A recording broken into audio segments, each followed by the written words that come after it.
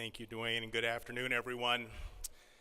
Thomas McNally has forever expressed himself to the world through a heart filled with love and gratitude and a spirit of belief in what's possible for the individual.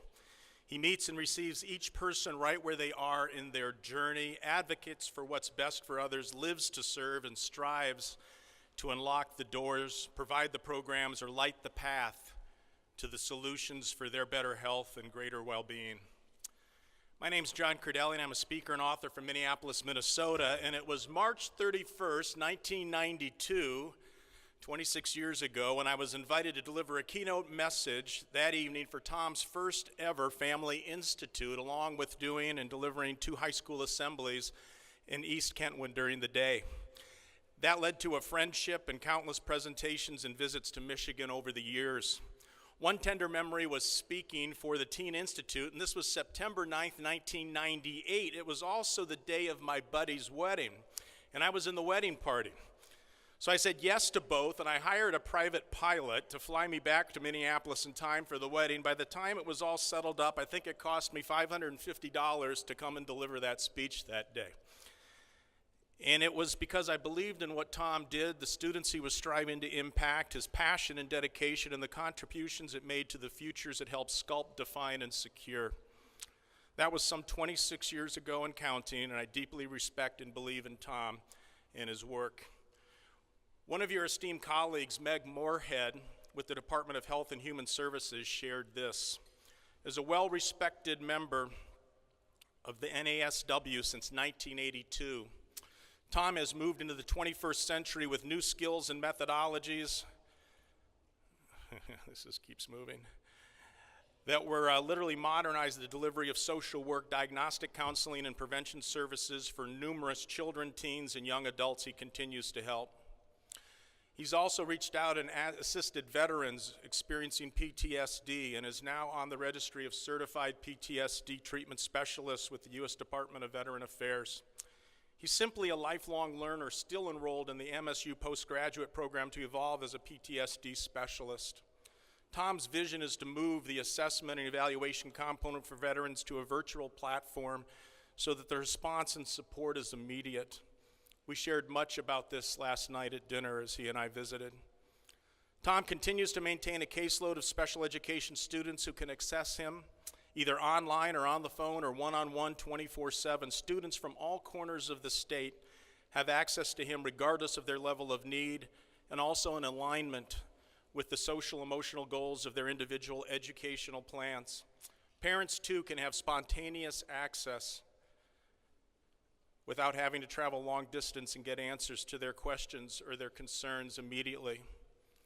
Tom is recognized nationally as a strong advocate. He promotes the current use and the expansion of virtual evaluations, interventions, supports, and therapy, which is now one of his new passions. He's streamlining the delivery of services for those most in need of emotional support. These approaches, coupled with the high level of personal engagement, is proven to be highly effective with students who are homeschooled because of seriously impairing emotional and learning disabilities. Tom is known locally, statewide, and nationally for the high success of the Healthy High Day and the Teen Institute. He is a consummate therapist who headed up a clinical program of a recognized 62-bed psychiatric hospital. He's built new schools in the inner city, including the new Alger Middle School in Grand Rapids. He's been an urban school administrator and always a champion for those who need emotional support, safety, and understanding. He makes a difference then, now, and always. Plus, he's on a quest to bring all of us on board in perfected ways to deliver our services, benefit our customers and clients. He's highly invested and passionate in the development of the up-and-coming social workers via his online professional coaching, direct mentoring, and internships at the graduate and undergrad levels. May I likewise add personally, Tom's life can be seen through the lens of a book, Last Child in the Woods. He has 6 grandchildren who he connects with frequently at his forest getaway, affectionately called Bear Creek Lodge. Most recently, the log barn house, as the kids call it, has their own loft so they can continue to stay engaged with nature as they grow older. Preventing nature deficit disorder is Tom's life passion. His grandkids love every opportunity to have an outdoor adventure. Tom also does random individualized wilderness rehab programs for youth, along with the Make-A-Wish adventures with developmentally and autistically challenged kids. He's fond of saying this: let's hyper-concentrate on the solution and don't treat them as a diagnosis, as they are a person. Tom's two children, Sean and Aaron, are successful professionals, along with their spouses, Veronica and Joel, are very much a part of his life. Tom shared at dinner last night, "I'm not riding off into the sunset. I have way too much going on."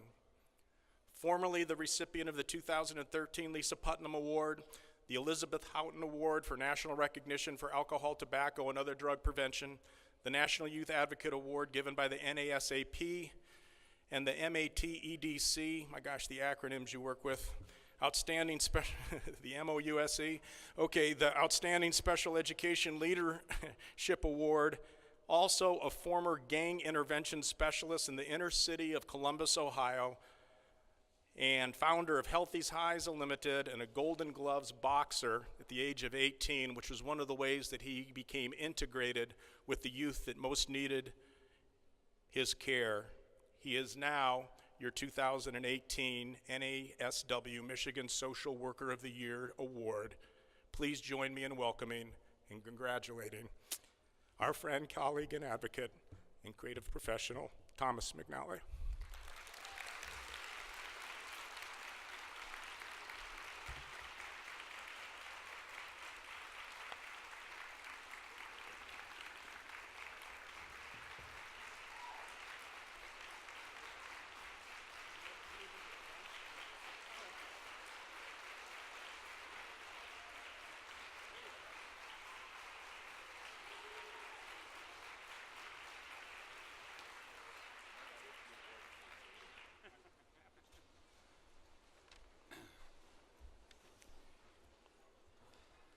Those who know me know I'm never at a loss for words, except now. This is so very humbling.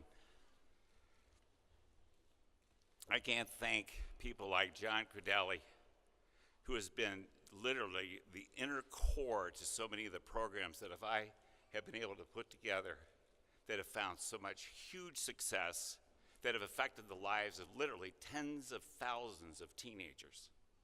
And sitting right next to John is Laurie Stewart, a local talent from the city of Kalamazoo. And Laurie has worked with me over the years too in all the positive programs that I've been able to put together. And she is a mover and a shaker. She develops teen leader programs. She is the one that was the kickoff to the extremely successful East Grand Rapids Healthy High Day, which was named after my business, Healthy Highs Unlimited. But one of the kids in the program said, "Hey, McNally, why don't we just call it what you do, Healthy High Days?" So we did. And Phil Afton sitting over here, an executive with Verizon, and I met Phil years ago, and he is one of the most impressive teen leaders I have ever met. And he can be used as a resource for anybody. He can sell you a phone, but he also can tell you how to get your company moving better together. But between Laurie and what Phil represents at East, this helped them to become a blue ribbon nationally recognized high school. That's how effective those programs are. And that's after I designed it and walked away. I threw the ownership into the hands of the community, and it worked. And I say thank you for all that you've done. There's others that also have worked with me over the years. Unfortunately, I have speaking engagements right now. They can't be here. So I'm not going to mention their names. And I've mentioned Phil. But I do want to take a shout out because I couldn't be standing here. And I'll start first with Ferris State University. Where are you? You are the very foundation to my education.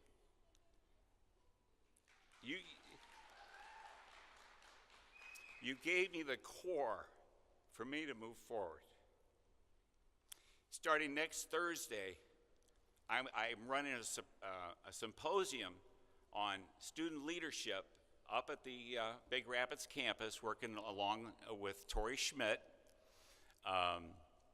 at Ferris, and this is probably going to be a monthly deal. And we're putting this together in hopes that it'll eventually become a curriculum. And it'll all eventually be totally fine-tuned to those of you who are in the program, which I used to call the Human Services Technology Program back when I went to Ferris State College, but now is the BSW program and the MSW program. And I wish you the best. I can't say enough about your school, let alone the fact you are the national basketball champions. Western Michigan, where are you? Rosemary, you got a crowd, right? Thank you much, because being a Bronco is what gave me the credentials to move forward. And my journey through Western was remarkable, and yes, I was an on-campus student. And so I was very tied into the school, to the athletics, to the student union, to everything. And galley subs, that was my favorite place to stop. So that being said, thanking the people who've been part of my programs, my lovely family that is sitting here. I've got to go back in time a little bit, because this is political season. And I know what the tenor in this room is. And I've got that tenor inside of me. And enough is enough.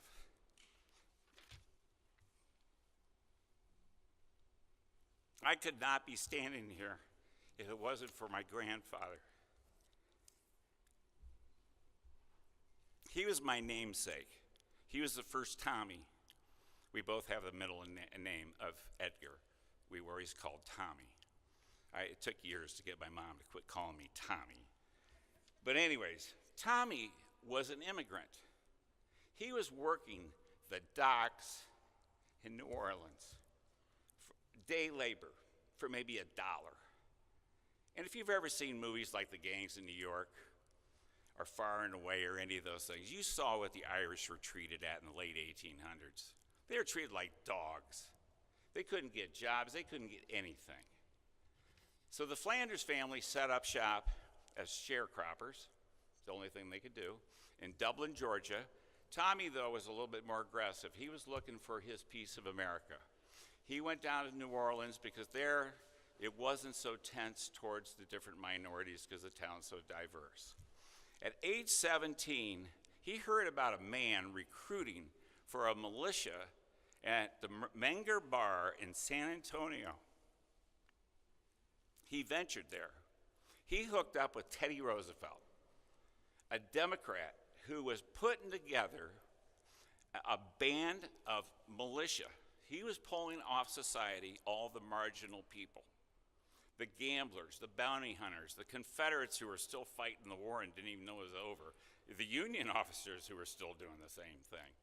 But marginal people in society, bounty hunters, but he wanted to put together a militia that could take on a war down in Cuba and win it as quickly as possible.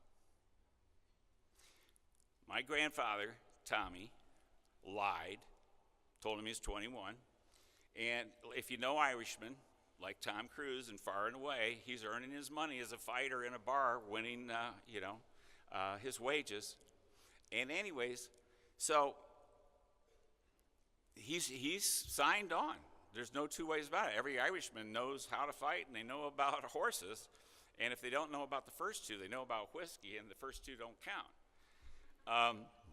So then they were shipped to Fort Sam Houston, trained, shipped off via Tampa, Florida to Cuba. For 2 years, he fought that war on horseback. He was now part of what was referred to as the Rough Riders. They were brought back to the United States after the war was over, quarantined in New York, no less. Tommy was shipped back to Dublin, Ireland to muster out of his regiment. Now he's a master sergeant. Now he is a war hero. Now he is an American. Before he was nothing. But because of president, Teddy was soon elected president 2 terms, and then he became a Republican,